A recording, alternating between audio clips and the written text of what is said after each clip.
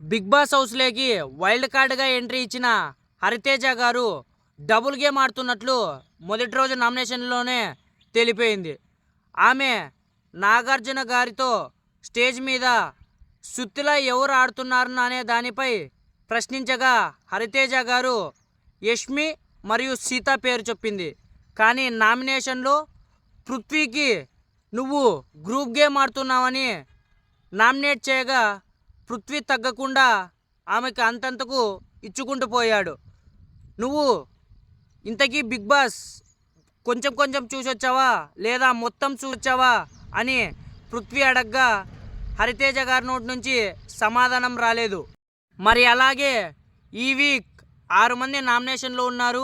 పృథ్వీ, యష్మి, విష్ణుప్రియ, సీత, గంగవ్వ మరియు మెహబూబ్ ఉన్నారు. మరి ఈ వారం ఎవరు ఎలిమినేట్ అవుతారో చూద్దాం.